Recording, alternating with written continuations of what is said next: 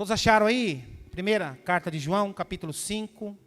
Eu quero começar aqui, irmãos, fazendo um convite para você. São 3 cartas maravilhosas. Essa primeira tem 5 capítulos, mas as outras são tão curtinhas. Coloque no seu coração, ainda essa semana, em ler essas 3 cartas que são maravilhosas, maravilhosas. Eu quero falar um pouco hoje a respeito de eternidade, de senso de eternidade. A gente tem senso de urgência para tantas coisas na vida. Eu quero ser bem-sucedido na minha vida profissional.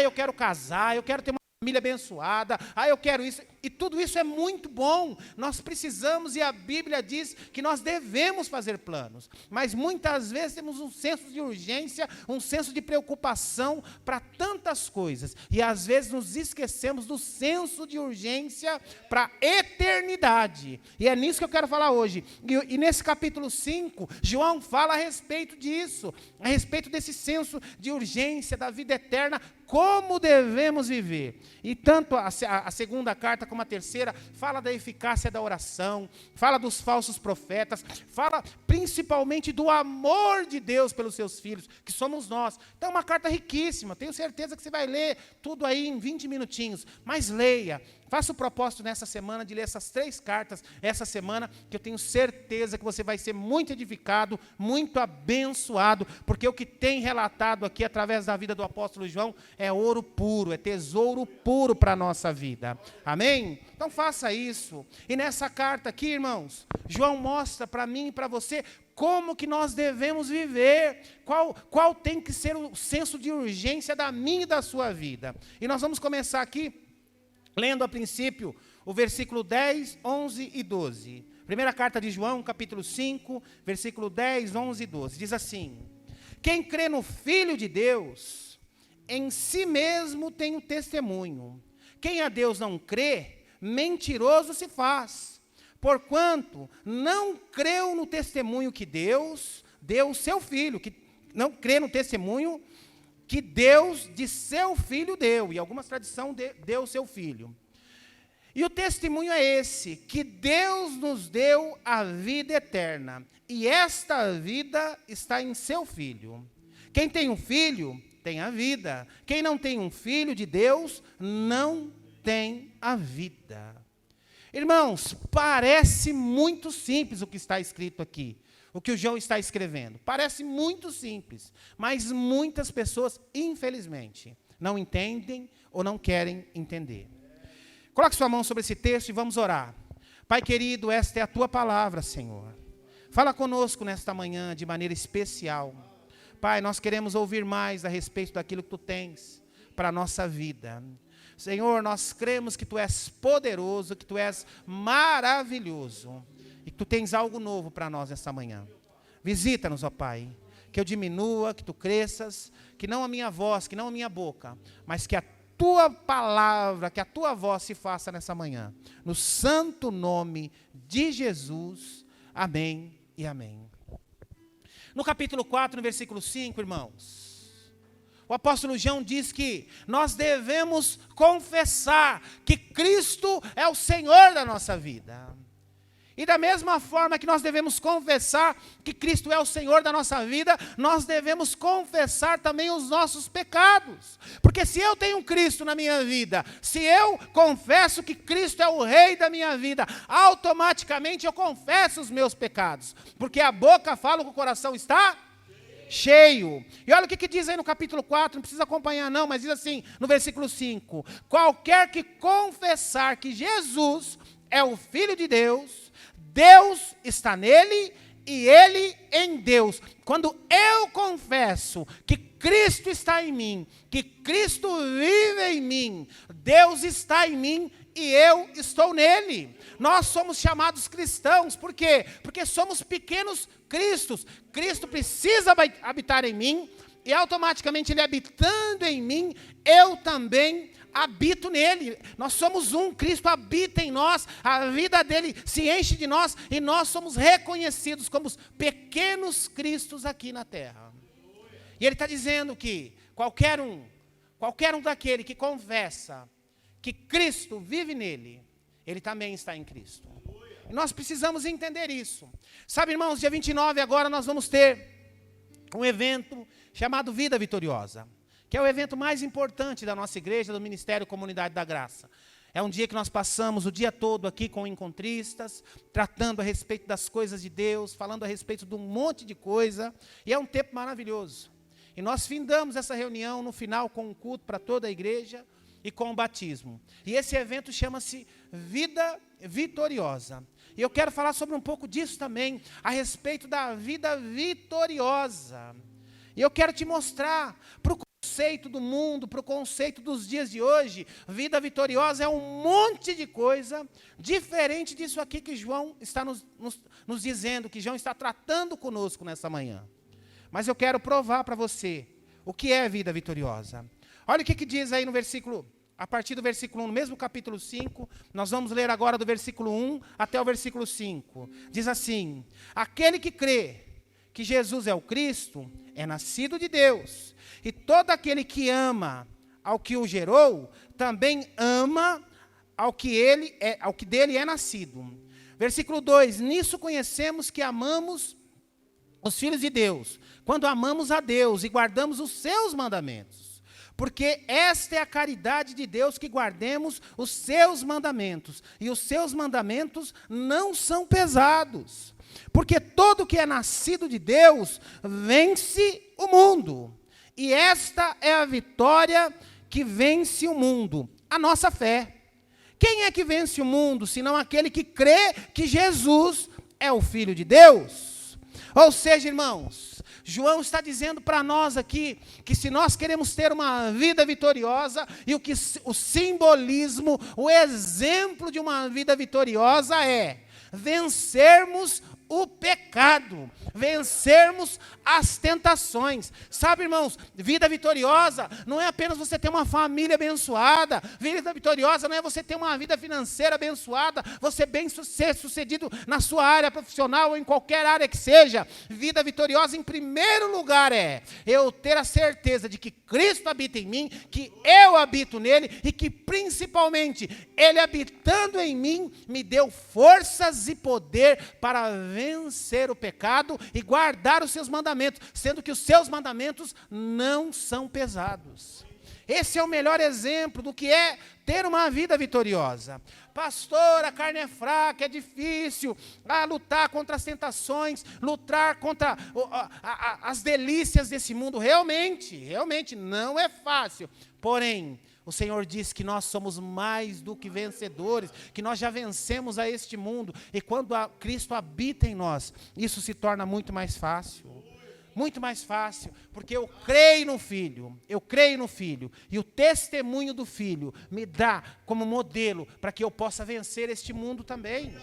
Então, vida vitoriosa, irmãos, representa isso, vencer o pecado, derrota do pecado sobre a minha vida. Isso quer dizer que, a partir do momento que eu reconheço a Cristo como Senhor e Salvador da minha vida, eu não peco mais? Claro que não, nós estamos sujeitos a falhas, a erro, mas isso passa a ser algo na minha vida muito difícil.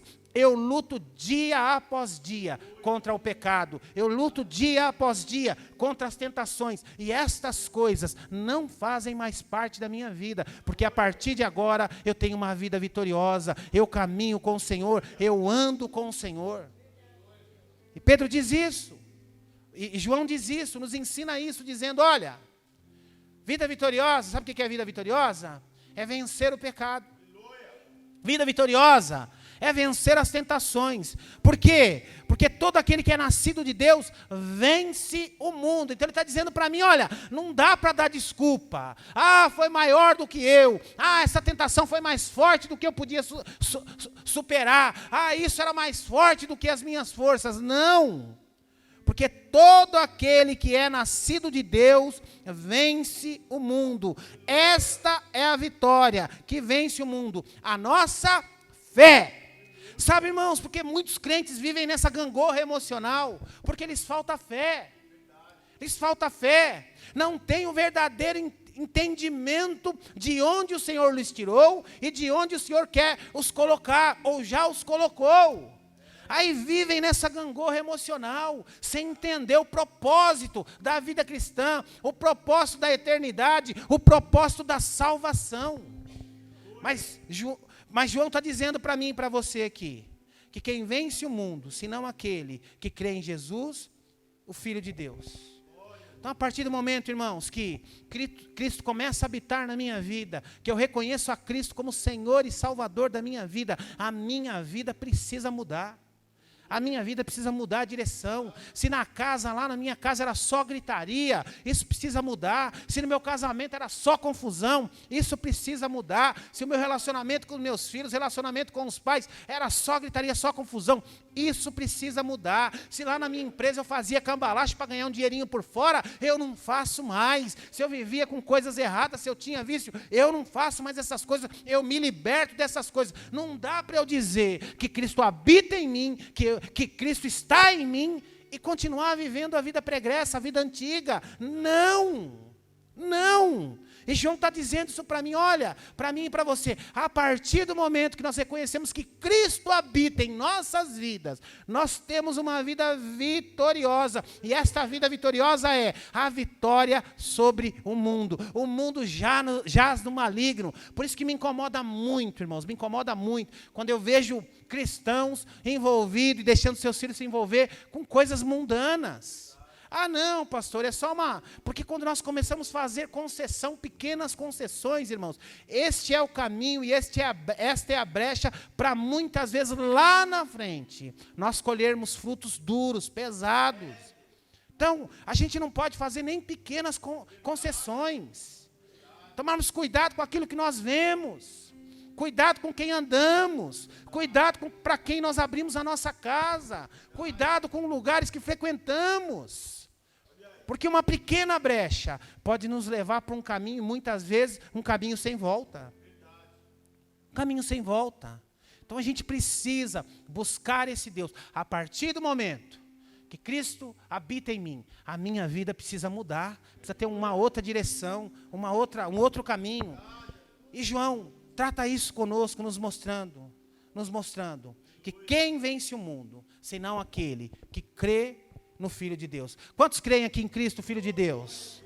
Então, a partir do momento que você crê, meu irmão, Ele te dá poder para vencer o mundo e vencer as tentações do mundo.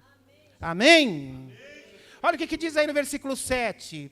Porque 3 são os que testificam no céu: Pai, a Palavra e o Espírito Santo. E esses 3 são um. E os 3 são os que testificam na terra: Espírito, água e sangue. Esses 3 concordam num. Se recebemos o testemunho dos homens, o testemunho de Deus é maior, porque o testemunho de Deus é este, que o seu Filho ressuscitou. Ou seja, o Filho testificou, ele fez aquilo, ele fez o que estava prometido, ele testificou aquilo que prometeu. Jesus disse que viria, e ele veio. Jesus disse que se sacrificaria por mim e por você, e se sacrificou. Ele disse que ressuscitaria ao 3º dia, e ele ressuscitou. Ele disse que estaria conosco, que nos deixaria o Espírito Consolador, que todos os dias estaria conosco, e Ele está no meio de nós. Ele diz: permaneçam em Jerusalém, até que do céu sejam revestidos do Espírito Santo. E Ele nos batizou, Ele cumpriu, Ele testificou, Ele cumpriu a sua promessa. E João está dizendo: olha, o testemunho dele é vivo, ele vive, ele cumpriu. E porque o testemunho dele é vivo, nós também temos que testemunhar aquilo que ele fez na nossa vida. Você quer pregar a palavra, você quer falar a respeito de Deus, dê testemunho. Dê testemunho, porque o Senhor Jesus, Ele testificou aquilo que prometeu. Ele disse: eu irei, e veio. Eu me sacrificarei, e se sacrificou. Eu serei martirizado por cada um de vocês. E Ele sofreu as dores da cruz do Calvário. Ele diz: ao 3º dia eu vou ressuscitar. E Ele ressuscitou. Ele diz: olha, eu estarei, vocês nunca estarão sozinhos. Eu partirei, mas o meu Espírito ficará com vocês. E Ele cumpriu todas as suas promessas, testificou tudo o que prometeu. Esse é o nosso Deus. Então, meu irmão, o que eu e você precisamos fazer? A mesma coisa, porque o exemplo dele nos é maior. O exemplo dele chancela tudo aquilo que nós precisamos. E ele está dizendo: olha, se você tiver fé, Se você crê que Jesus é o Filho de Deus, todo este poder lhe será dado também. Todo este poder será dado a cada um de vocês. Estamos, irmãos, alicerçados na promessa e no testemunho de Cristo. Nós não estamos alicerçados em movimentos, nós não estamos alicerçados em cultos motivacionais, nós não estamos alicerçados em coach, nós não estamos alicerçados em promessas vazias, nós estamos alicerçados, somos filhos de Deus, cremos que Cristo é o Filho de Deus e nós o reconhecemos como Filho de Deus, assim como Ele nos reconhece, como o Pai nos reconhece, como seus próprios filhos. Essa tem que ser o nosso testemunho. Esse tem que ser o nosso modelo de vida. Aquele que tem o testemunho de Cristo não vive uma vida inconstante. Aquele que reconhece o testemunho de Cristo não tem uma vida sazonal, não. Ele caminha sempre na fé. Eu creio no meu Redentor, eu creio naquele que me chamou, eu sei que o meu Deus vive, eu sei que o meu Deus vive. Estamos alicerçados nesta palavra. Sabe, irmãos, a informação é a alma do negócio. A informação é a alma do negócio. E nós vivemos no tempo da informação. Acontece um negócio aqui, ó. Essa semana, quantos viram aí? Nós ficamos sabendo que o Whopper não é feito de costela e que o Big Mac picanha não é de picanha. Que troço doido, né, irmãos? Só que as empresas multinacionais estavam fazendo, achando que não iam ser descobertos. E agora está aí uma vergonha. Você já pensou que vergonha para o McDonald's? Que vergonha para o Burger King? Felipe, o lanche de costela não é de costela. O lanche que você compra lá, como é o nome? É X-picanha? Como é o nome do trem lá? X-picanha, né? O X-picanha não é de picanha. E a informação, irmãos, disseminou. No rádio, televisão, na internet, todo mundo. Nós vivemos na era da informação. Agora, ao mesmo tempo, muitas pessoas não conhecem as informações que o Evangelho nos dá. As informações que o Evangelho nos dá. Quantos aqui já não tomaram prejuízo por falta de informação? O cara foi lá, comprou um negócio, achou que estava comprando, fazendo um negocião. Olha que coisa maravilhosa, tal. Ele vai e compra um ar-condicionado, o vendedor, aí ele chega para o Márcio chega para ele e fala, rapaz, esse ar-condicionado você pagou 2.000, eu conseguiria isso para você por 1.400 instalado. Não, mas o vendedor falou e tal. Falou, rapaz, ele te enganou. Quantos já passaram por isso? Falta de informação.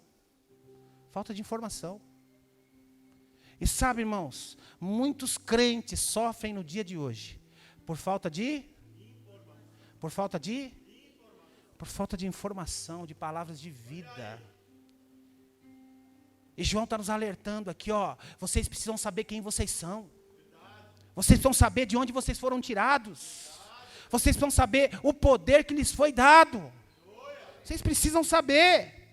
E nisso, irmãos, nós aprendemos muito com o apóstolo Paulo. O homem que de tempos em tempos teve uma vida vitoriosa, mas de tempos em tempos passava por tribulação. Passou por um naufrágio, foi preso, foi apedrejado, foi picado por uma cobra, foi rejeitado, passou por tudo quanto é tribulação que um homem poderia passar nessa vida. Entretanto, irmãos, ele dizia, eu sei que aquele que me chamou é fiel.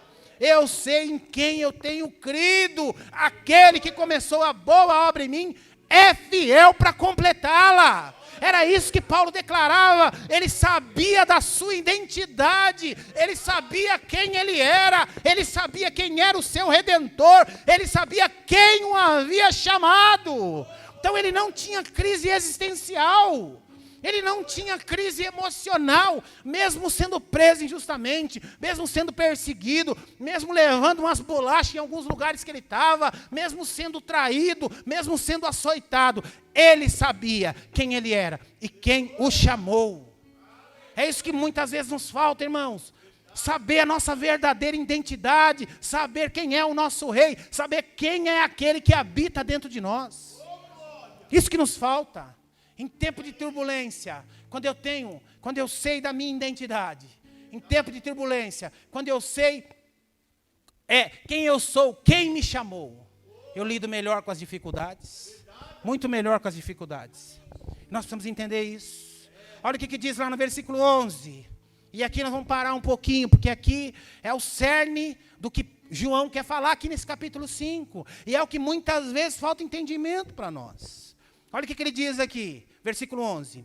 O testemunho é esse, que aquele que nos deu a vida eterna, e esta vida está em quem?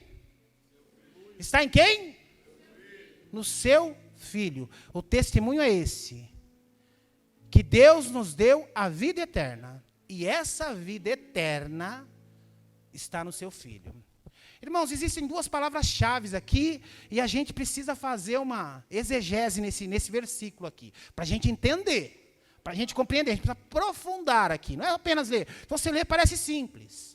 A vida eterna está no Filho de Jesus, no Filho de Deus, Jesus. Amém.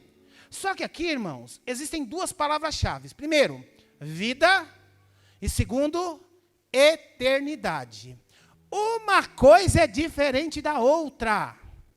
Você pode ter vida, mas não eternidade.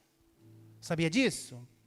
Você pode ter vida, mas não eternidade ao lado do Pai. E João, ele faz uma distinção aqui.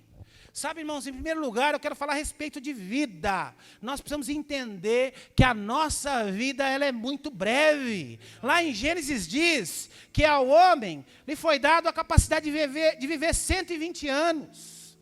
Logo depois, Moisés disse, olha, viver 70 até 80 anos, passou disso, é enfado e cansaço. E é os dias que nós estamos vivendo hoje. 70, 80 anos, quem passa disso, é muita graça de Deus. Mas o próprio Moisés diz, olha, passando-se de 70 e 80, é enfado e cansaço. E muitas vezes é mesmo, irmãos. É enfado e cansaço para o outro que cuida, né? Para o outro que cuida. Eu tenho pedido para o Senhor, nas minhas orações, Senhor, me dá longevidade. Eu quero viver muito, quero viver até onde puder, mas com saúde. Para ficar dando trabalho para os outros, prefiro que me recolha. Eu peço isso, Senhor, me dá longevidade. Eu quero ver os filhos das minhas filhas, eu quero ver os filhos dos filhos das minhas filhas. Me leva aí até onde der. Eu vejo o pastor Carlos Alberto, irmão, 78 anos, uma saúde, uma energia, sonhando com um projeto para o ano que vem, projeto para cá, projeto para lá. Eu quero estar assim também. Isso é bom. Tem gente que está aí, não vejo a hora de partir. Para com isso. A vida é um presente de Deus. Presente de Deus. Mas a gente precisa entender, irmãos, que a vida passa muito rápido. A vida passa assim, pum. Isso mostra para mim e para você que eu e você, nós precisamos ter um senso de eternidade. Nós precisamos ter esse senso de eternidade. Nós temos senso de urgência para tantas coisas. Temos senso de urgência para comprar uma casa, senso de urgência para ganhar dinheiro, senso de urgência para trocar de carro, senso de urgência para casar os filhos, para um monte de coisa. E muitas vezes não temos o senso de urgência para a eternidade. E o versículo diz, irmãos, que o testemunho é esse, que Deus nos deu a vida eterna, e esta está em seu Filho. Muitos aqui, talvez, tenham só vida, mas não têm a garantia da vida eterna. Não tem a garantia da vida eterna. Sabe, irmãos, nos últimos 2 anos, a gente está findando uma pandemia aí, e nos últimos 2 anos, as notícias que nós tínhamos eram, você ligava a televisão, era hospital ou cemitério. Quantos viam isso? Eu parei de ver notícia, irmãos. Tinha até uns memezinhos que fizeram, né? Que quando o pessoal brincava, brasileiro brinca com tudo, né? Que quando tocava a música de Jornal Nacional, aí passava o cara colocando um capacete, colocando saco de lixo no corpo e tal, porque era só desgraça. Só desgraça. Era só Covid, hospital de campanha e cemitério. E por que eu estou dizendo isso, irmãos? Nos últimos 2 anos, as notícias que mais prevaleceram, as notícias que mais foram noticiadas, foram essas. Isso para nos alertar da brevidade da vida. Eu não vou perguntar aqui para quem perdeu parente ou quem perdeu alguém próximo. Porque eu acho que quase todos vão levantar. Não, pastor, eu perdi um parente, perdi um colega do trabalho, perdi um colega da faculdade, eu perdi um primo. Não vou nem perguntar aqui. Para mostrar para mim e para você, irmãos, a brevidade da vida. Eu vou abrir um negócio para vocês aqui, irmãos, que eu acho até interessante. Eu comecei a fazer algumas conjecturas. E nós, nesse período de pandemia, muitas igrejas fecharam. Muitas igrejas baixaram a porta, não aguentaram. Tinha uma dívida, uma despesa fixa alta durante o mês. Os cultos pararam e tal. Nós crescemos. Aleluia. A nossa arrecadação no primeiro ano de pandemia fez assim, ó. A gente não estava tendo culto online. E a nossa arrecadação cresceu. Aleluia. Aí eu falei, poxa vida, conversando com alguns pastores, falei, como compreender esse fenômeno? A gente não está tendo culto. Não estamos tendo culto. Estamos fazendo culto online. A maioria de vocês assistiu. Eu até falava, gente, vamos tirar uma fotinho e tal, para a gente postar. E a maioria de vocês cumpria isso, era um tempo gostoso. A gente levantava todo mundo cedo, 9h30, estava todo mundo com a televisão ligada. Foi algo que a gente gerou entre nós aqui, foi muito bom, inclusive para mim, irmãos. Inclusive, vocês não sabem o quanto foi difícil para nós também. E a nossa arrecadação, e grande parte daquele recurso nós investimos aqui. Ó. O dinheiro acabou, mas nós investimos tudo aqui. A igreja não precisa ter caderneta de poupança. E aí eu comecei a fazer uma analogia. Eu falei, Senhor, eu sei que a sua graça é misericordiosa. Eu sei que o Senhor está no controle de tudo. Nós dependemos de Ti, Senhor. E eu sei que foi a sua boa mão sobre nós. Agora, pensando aqui, agora vamos falar humanamente, a prática. Eram muitas pessoas, irmãos, colocando a vida em ordem. Muita gente que estava roubando Deus, muita gente que estava em infidelidade, que Deus estava abençoando, Deus estava dando recursos, Deus estava abençoando financeiramente e ele retendo. Aí ele vê a possibilidade da morte bater na porta dele. Morre o vizinho, morre um tio, morre um colega do trabalho. Aí sabe o que ele faz? Deixa eu colocar a minha vida em ordem. Aí conversando com o pastor Davis, esse mesmo assunto, o pastor Davis falou assim, filho, aqui aconteceu a mesma coisa. Mas sabe, isso por um lado é bom, mas por um outro lado, irmãos, é triste.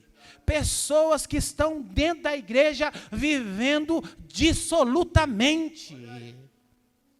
Eu estou falando aqui a respeito da questão das ofertas, da questão da fidelidade de investir no reino de Deus. Porque é só um exemplo prático, mas pessoas que estavam vivendo aí, irmãos, como se não houvesse amanhã, como se não houvesse eternidade. E quando vem uma pandemia devastadora como essa, uma doença maldita como essa, que as empresas fecham, que as igrejas fecham, que a única coisa que você ouve, fique em casa, era um mantra, fique em casa. Essa semana eu quase que eu joguei uma pedra no carro, passou um carro do meu lado da prefeitura, alguém de Ferraz de Vasconcelos aqui? Prefeitura de Ferraz de Vasconcelos, um carro oficial da prefeitura, com outdoor gigante, fique em casa. Eu vi essa semana, terça ou quarta-feira, falei, misericórdia, tá de que eu tinha de jogar uma pedra e quebrar aquele vidro. Então o que a gente ouvia nesses dias, esses 2 últimos anos, é só isso, fique em casa, fique em casa, fique em casa. Aí vocês imaginam a pressão para mim, irmãos. Eu tinha que trabalhar, meu trabalho eu não parei, eu trabalho em farmácia. Quantas vezes eu estava na farmácia, chegava uma pessoa do meu lado, ô moço, você está fazendo teste para Covid? Do meu lado, assim. Falei, só Deus para guardar. Aí o farmacêutico chegava e falava assim, ó, tem esses 2 aqui, senta ali que depois deles é você. Chegava para a Marisa e falava, só Deus para guardar mesmo. Mas sabe o que isso mostrou para nós, irmãos? Para nós. A brevidade da vida. A gente está aqui, ó, amanhã. Ou então, pastor, eu tenho uma saúde de ferro. Mas uma saúde de ferro, irmão, hoje você está com 50, daqui a pouquinho você está com 70, 80, e ó, acabou. Eu sempre digo isso, irmãos, eu era um garotinho esses dias aí, um molecote. Eu vou fazer 50 esse ano. Eu sei que não parece, mas vou fazer 50. Passou assim, irmãos, ó, eu não vi. Quantos estão com essa crise aí também? Deixa eu ver. Ou é só eu? A vida só passa rápido para mim? Ai, graças a Deus. Achei que só passava rápido para mim, Vanderlei. Para você passa rápido também? Passou muito rápido, passa muito rápido. E o que João está nos alertando aqui é para esse senso de urgência a respeito da eternidade. Ele fala assim, olha, por intermédio do Filho, nós teremos vida e vida eterna, mas somente por intermédio do Filho. E ele está alertando aqui para a brevidade da vida. Sabe, irmãos, passe algumas páginas aí, eu quero ler um texto com você. Vai lá em Tiago, algumas paginazinhas só. Tiago, capítulo 4. Acha aí. Para você ver o que Tiago fala.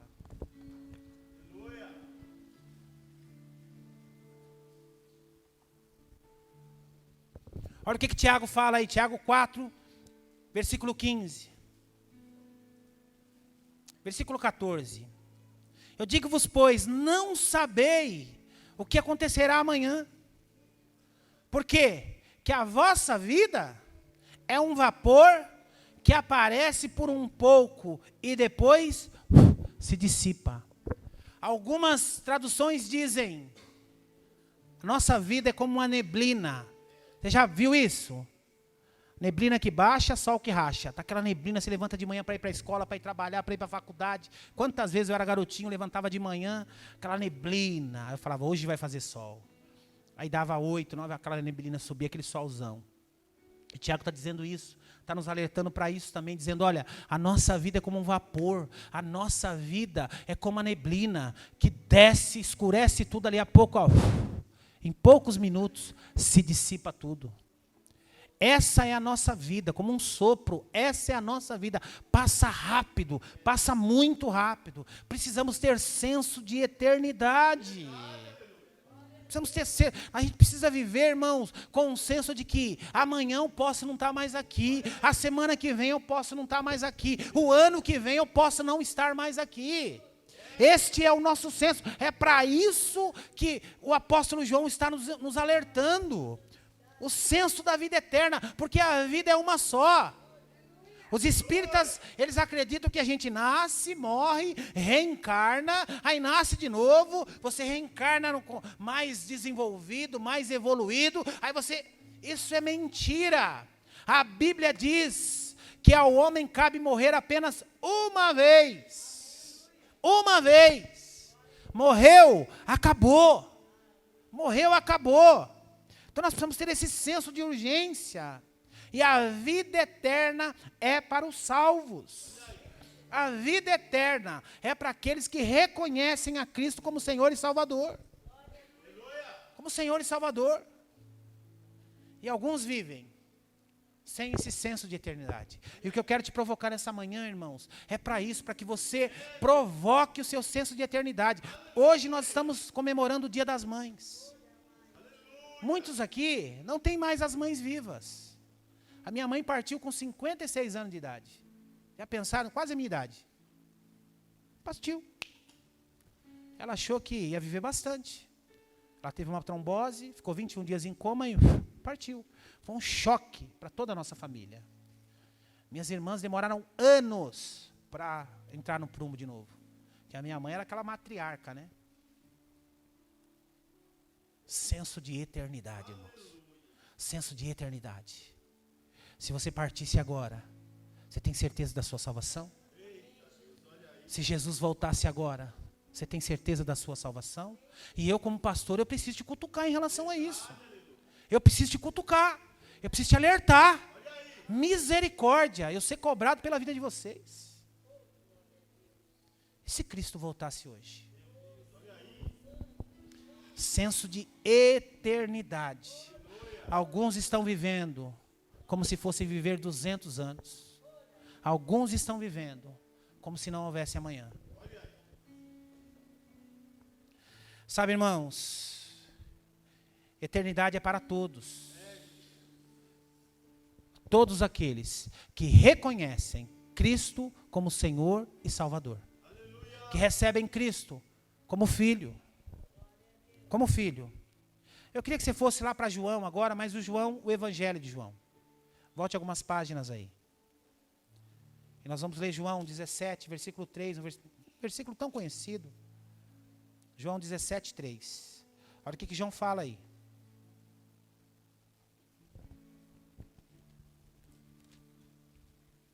Olha o que ele fala aí, João 17:3. E a vida eterna é esta, que te conheçam a ti só, por único Deus verdadeiro, e a Jesus Cristo a quem enviastes. Ou seja, não existe outro Deus, não existe outra alternativa. O único caminho para a nossa salvação, para a nossa redenção é Jesus Cristo. Pastor, eu sou tão bonzinho, eu faço tantas obras de caridade, eu dou tanto dinheiro na igreja, eu invisto na vida dos pobres, e você vai ter o seu galardão. Agora, você recebeu a Cristo como Senhor e Salvador da sua vida, realmente Cristo habita em você? Você teve esse encontro verdadeiro, ou você é apenas um simpatizante, ou você apenas gosta? Nós vamos ter agora, dia 29, irmãos, daqui 3 domingos, nós vamos ter batismo nas águas. A Bíblia diz, todo aquele que crer e for batizado. Então não perca a oportunidade. Fale a respeito do batismo para as pessoas. Fale a respeito, porque talvez para alguns, irmãos, nós não sabemos, seja a última oportunidade, e não sabe. Agora, nós precisamos falar, e a vida eterna é esta, que te conheçam, a ti só, por único e verdadeiro, e a Jesus, a quem enviaste. Está falando do Pai e do Filho. Apenas Ele. Não existe plano B, não existe alternativa. Apenas Ele nos garante a vida eterna. Por isso que eu falei aqui separado, vida e vida eterna. Porque eternidade todos teremos. Agora, eternidade com o Senhor, apenas os salvos, apenas aqueles que recebem o Filho e têm o seu testemunho. E eu estou findando aqui, voltemos lá para a carta de João, eu quero ler o versículo 12.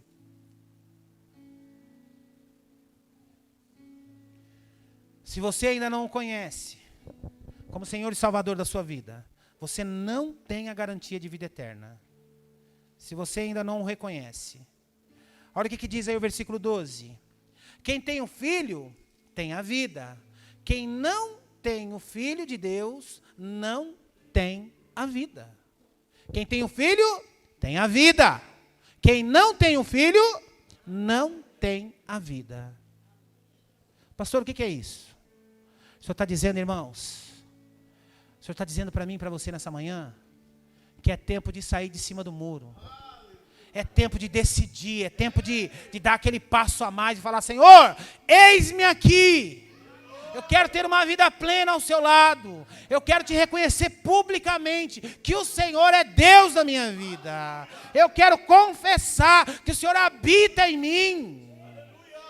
Quero confessar. Quem crê no Filho, versículo 10, de Deus, em si mesmo tem o testemunho, que quem em Deus não crê, é mentiroso, porquanto não creu no testemunho do Filho. E o testemunho é esse, que Deus nos deu a vida eterna, e esta vida está no seu Filho. Versículo 10, quem crê no Filho e em si mesmo, tem o testemunho. Então, se eu creio, se eu vivo o que o João está falando aqui, eu tenho testemunho na minha vida. Amém?